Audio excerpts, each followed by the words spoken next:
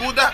نشوفها تاني، عدى، فات، الرجل اتاخدت، ضربة الجزاء موجودة صحيحة 100%. نشوف تاني بشكل تاني وفي الإعادة تبقى الإفادة موجودة ضربة الجزاء، وعلى طول خير بداية أحسن بداية. الله يخليكم وتهنى جون، الله يخليكم وتهنى جون.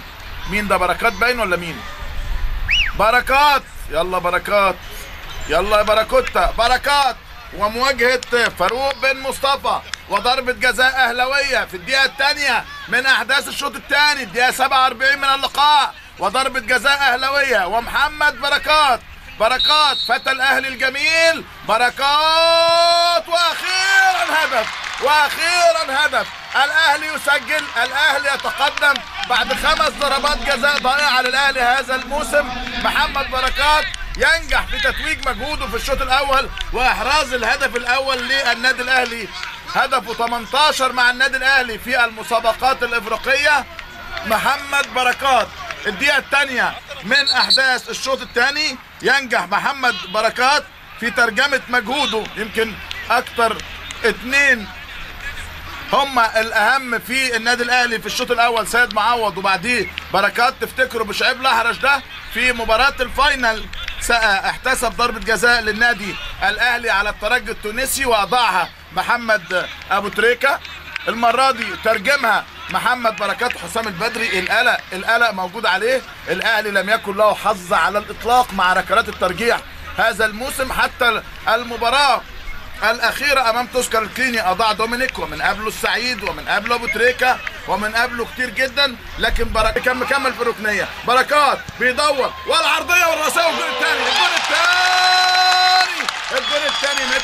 بتعب، بوز دبلتك، بوز دبلتك، روح لحبيبتك. يا حلوة قوي يا بركات، حلوة قوي يا بركات. راح لحبيبته مع شوقته. الكورة مش قصدي حاجة تانية، ما تفهمونيش غلط. على طول بركات حطها له على القائم البعيد، كان قاطع وشايف وعارف وحافظ. كرة واحدة من هجمة واحدة اتعملت حلوة قوي قوي قوي قوي. قطع ايه، اتحرك تحرك نموذجي لراس الحربة. لكن ايه يا عم ده؟ يا بخت اللي عنده بركات، يا فرحته، يا هناه، يا سعد اللي عنده محمد بركات. بركات حلوة قوي قوي قوي. هدف جديد لمتعب، الهدف الرابع لمتعب في البطولة، عشان يبقى هو هدايا من جديد. يا سلام على الكوره وحلاوتها. بصوا الاصرار وصفاره. بقول لكم بوشعيب بعد ضربه الجزاء اللي احتسبها على فريق البنزرتي اهتز تماما. ادى ضربه جزاء على النادي الاهلي، ادى ضربه جزاء على النادي الاهلي من الحكام الكويسين. ادي سعد سمير بيقول له والله ما لمسته. هو حتى تردد في الصفاره شويه. ضربه جزاء تبدو غريبه. بصوا حضراتكم، ولا جه ناحيته. والله بذيع بمنتهى الحياديه. ولو ضربه جزاء هقول لكم انها ضربه جزاء، يعني من وجهه نظري طبعا. ممكن تكون في اراء ثانيه، لكنها يعني كره تقلب المباراه. دقيقه 65 من اللقاء، 20 من الشوط الثاني، واللي نزل نور حضريه في مواجهه اكراميه. كريم يا رب اكرامي في مواجهه نور حضريه، وضربه جزاء هديه ونور حضريه. يا ابن اللعيبه، يا ابن اللعيبه، حطها في المقص اليمين. ولا اكرامي ولا ابوه.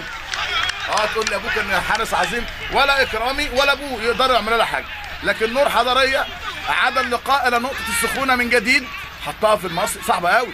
راح شريف وحط ايديه العكسيه وايديه اليمين، ولو عنده ايد ثالثه ولا يقدر يعمل لها حاجه. حطها حلو قوي، حطها حلو صحيح يعني. صعبه جدا. تبقى النتيجه 2 الاهلي 1 البنزرتي. طبعا عاد من جديد للقاء في الدقيقه 65.